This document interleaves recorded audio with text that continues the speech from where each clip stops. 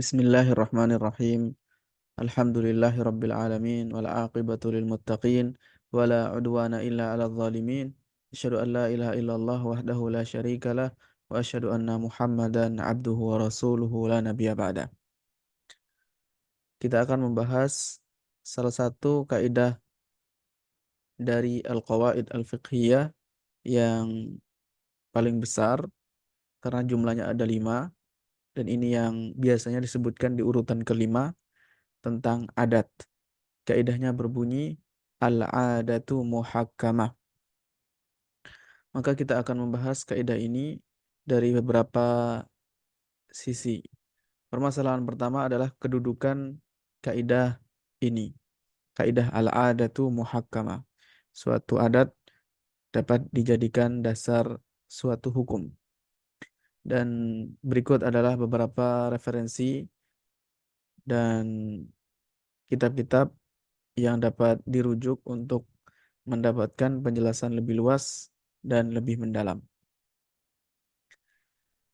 Sebagaimana yang kita sebutkan tadi bahwa ini adalah kaidah yang sangat agung, sangat penting dalam syariat Islam. Dan kedudukan yang sangat agung dan penting ini dapat terlihat dari dua sisi.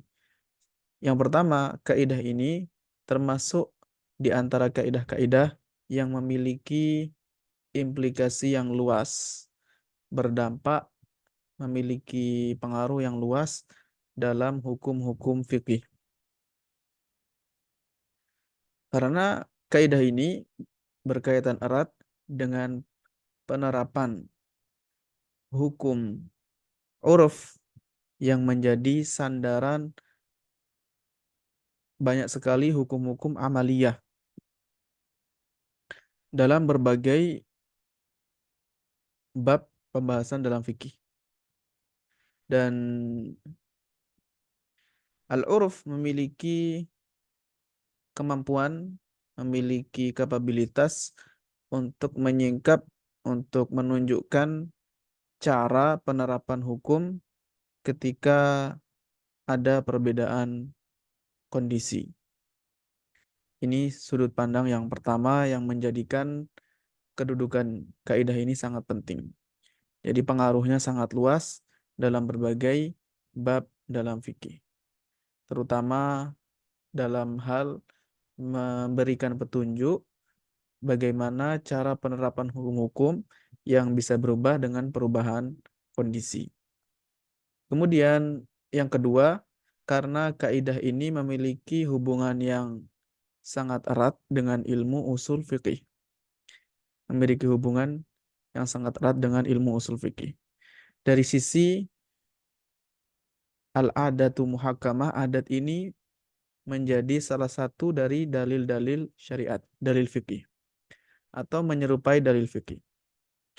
Karena dari sisi dia dapat dijadikan sandaran hukum dalam permasalahan-permasalahan terperinci, maka seolah-olah kaidah ini menjadi dalil, seolah-olah adat ini menjadi dalil permasalahan-permasalahan tersebut.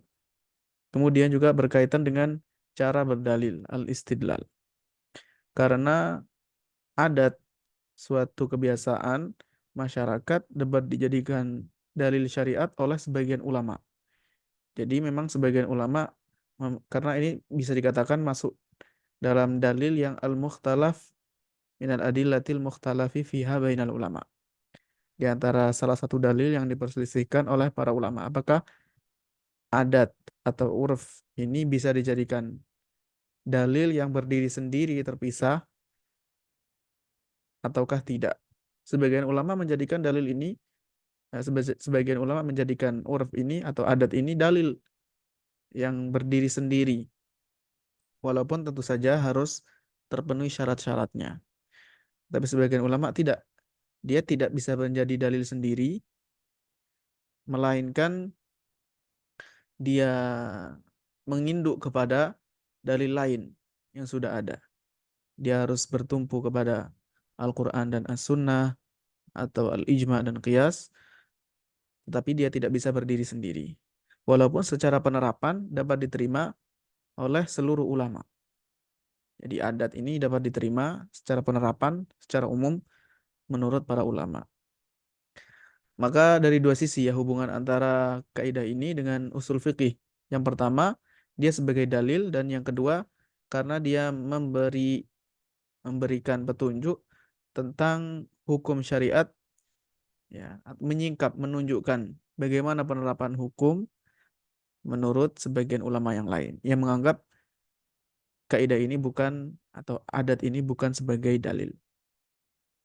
Dua poin ini cukup menjadikan kaidah ini sangat penting. Kemudian masalah yang kedua, siyaqatu hadhil qaidah, bentuk atau lafaz dari kaidah ini.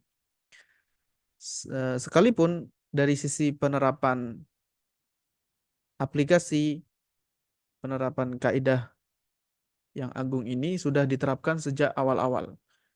Tetapi penyebutan kaidah ini dengan lafaz al-adatu muhakkamah dalam tulisan-tulisan kaidah fikih sebenarnya agak terbelakang, agak tertinggal. Walaupun penerapannya sudah dari awal. Sejak awal-awal hukum syariat Islam sudah diterapkan semenjak dini. Tetapi penyebutan bentuk lafaznya, bentuk kaidah tersebut sedikit terlambat atau bahkan sangat terlambat, ta'akhkhara katsiran. Padahal kita dapat mengamati bahwa kaidah ini secara kandungannya terdapat dalam salah satu kaidah yang disebutkan oleh Al-Karhi dalam usul beliau. Ketika beliau mengungkapkan al-aslu anna jawab as-su'ali yajri ala hasabi ma ta'arafa kullu qaumin fi makanim. Pada dasarnya jawaban dari suatu pertanyaan diberlakukan sesuai dengan yang menjadi kebiasaan setiap kaum. Ma ta'arafa kullu qaumin. Urf, kembali kepada urf. Jadi sudah disebutkan oleh Al-Karhi kandungan dari kaidah tersebut. Kemudian juga kaidah ini disebutkan di dalam penjelasan sebagian ulama, tetapi bentuknya adalah isyarat tentang kandungannya dengan lafaz-lafaz yang mendekati. Misalnya ungkapan mereka ar-ruju'u ilal urfi fi masail katsira. Merujuk kepada urf dalam banyak permasalahan. Di antara ungkapan mereka juga ar-ruju'u ilal adah. Ketika membahas tentang merujuk kepada adat. Dan ungkapan-ungkapan yang semisal. Nah, di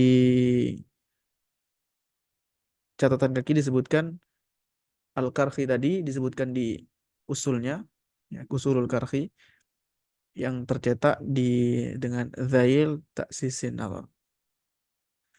Kemudian dari sisi faktanya, dari sisi penerapan atau penyebutan kaidah ini di dalam kitab-kitab, maka bisa dikatakan bahwa Al-Imam As-Suyuti adalah orang pertama, ulama pertama yang menyebutkan kaidah tersebut dengan lafaz, dengan bentuk kalimat yang mu'tamad, yang menjadi sandaran kita saat ini. Al-adatu muhakkamah.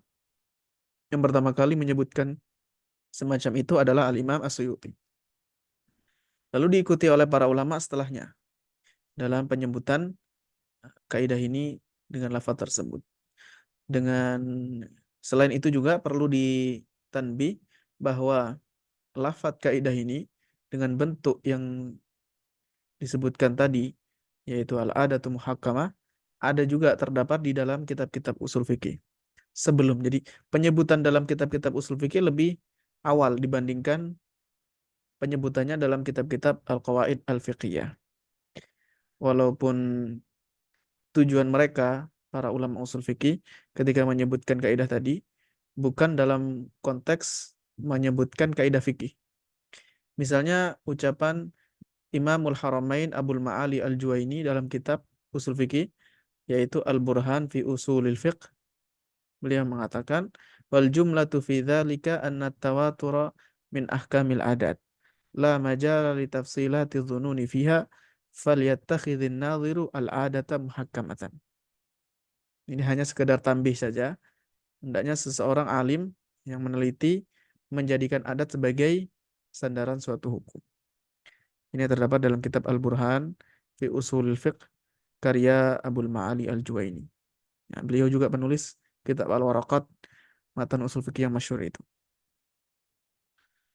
Wallahu a'lam bishawab. Selanjutnya kita akan membahas makna kaidah ini secara perkata maupun ketika sudah menjadi gabungan. Wassallallahu wasallam ala nabiyyina Muhammad walhamdulillahi rabbil alamin.